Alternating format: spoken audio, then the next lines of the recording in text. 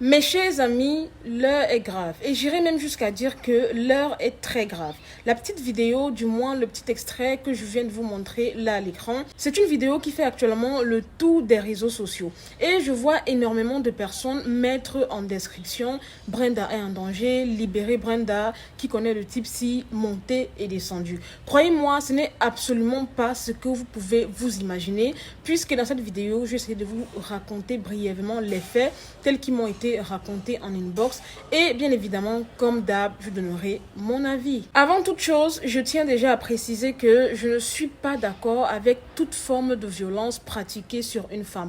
D'ailleurs, je ne suis pas d'accord avec la violence tout court. C'est vrai que dans la vidéo, on a l'impression que Brenda est soi-disant en danger, tout simplement parce qu'elle le dit, elle dit clairement que voilà, j'ai refusé de coucher avec lui, c'est la raison pour laquelle il devient brutal avec moi. Mais une chose est sûre, Brenda ne vous dit pas du tout la vérité. Elle ne vous dit pas qui elle est, comment est-ce qu'elle est arrivée là-bas et pourquoi est-ce que le gars en question est devenu très violent avec elle. D'après mes informations, Brenda et le type que vous voyez dans la vidéo en question se sont rencontrés sur Facebook et Brenda a un métier que les gens appellent vendeuse de piment. C'est-à-dire qu'en allant chez le monsieur, c'est-à-dire en honorant le rendez-vous fixé par le monsieur, elle savait déjà ce qui allait se passer puisque le monsieur avait déjà fixé son prix, il avait déjà discuté sur la tarification et j'en passe et j'en passe. Arrivée donc sur les lieux, elle a pris le temps de bien manger, voilà, parce qu'on l'a ramené quand même manger, elle a pris le temps de bien manger et maintenant pour donner la contrepartie, c'est-à-dire livrer le piment, là elle a commencé à être réticente,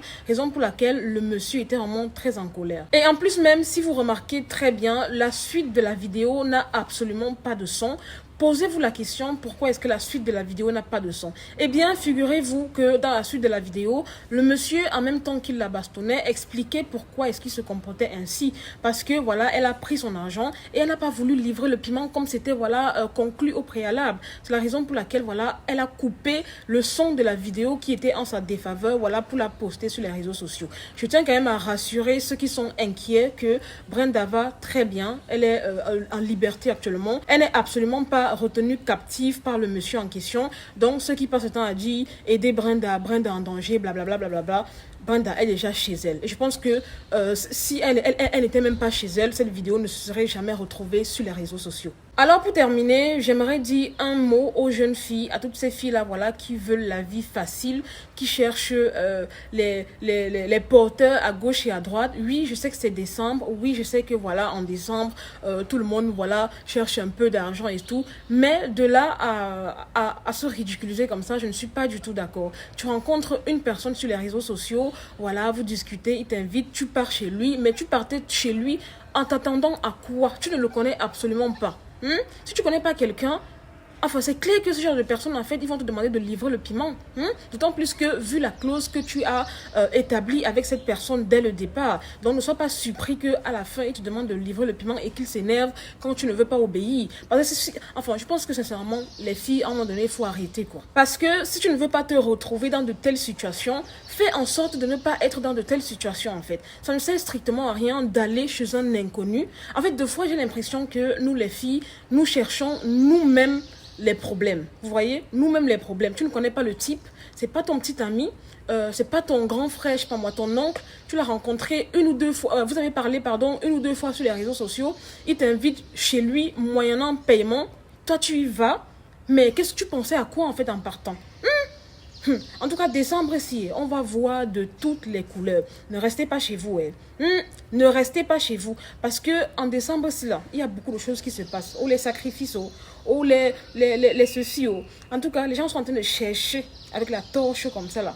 Quelles filles ils vont sacrifier. Continuez toujours à aller rencontrer des inconnus. Vous allez lire leur. Donc, pour terminer, j'aimerais dire aux filles, faisons attention à nos fréquentations, faisons attention à qui nous invite et surtout, faisons attention à où est-ce que nous partons avec ces personnes-là qui nous invitent pour la première fois, dont on ne connaît absolument rien. Parce que tu ne vas pas te retrouver chez un garçon avec qui tu as parlé une ou deux fois sur Facebook et te croire en sécurité. Lorsqu'il va te demander le piment, tu vas rapidement allumer ton téléphone, commencer à filmer. Qu'est-ce que tu partais chercher chez lui? Là est la question en fait, sincèrement. Moi, je préfère le dicton qui dit « Prévenir vaut mieux que guérir ». Ça ne sert à rien de te lancer dans la gueule du loup. Et puis quand ça a cuit là-bas, tu prends ton téléphone, tu allumes, tu commences à dire « Wow, wow, wow, il refusait de coucher avec lui, voilà pourquoi il me tape ». Qu'est-ce que tu partais chercher là-bas?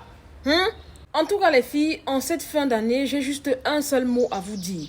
Prudence, prudence, prudence, prudence. Vous ne connaissez pas qui est qui. C'est pas parce que tu as parlé 2 ou 3 fois avec quelqu'un sur Facebook que tu peux lui faire confiance au point de te ramener chez lui, je sais pas moi, et après quand ça cuit, tu te mets à faire n'importe quoi. Donc, soyez prudents, vaut mieux prévenir que guérir. D'accord? Voilà, pour ceux et celles qui s'inquiètent, voilà pour Brenda, sachez que Brenda est tranquillement là-bas chez elle, elle est rentrée, elle n'est plus du tout sous l'emprise de ce monsieur en question. C'est vrai que ce qu'il a fait est très mal, mais comme je dis souvent, prévenir vaut mieux que guérir. Restez chez vous.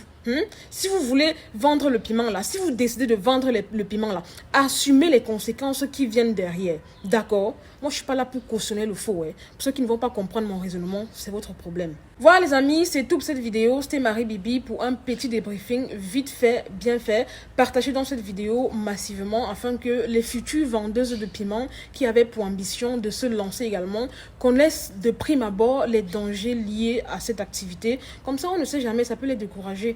Quoique, je pense que rien ne peut empêcher ces filles-là. Anyway, likez la vidéo si elle vous a plu, partagez, mettez-moi en commentaire vos avis, qu'est-ce que vous en avez pensé de cette situation et de mon point de vue, bien évidemment. Quant à moi, je vous aime, je fais de gros bisous et à très bientôt pour une nouvelle vidéo. Bye!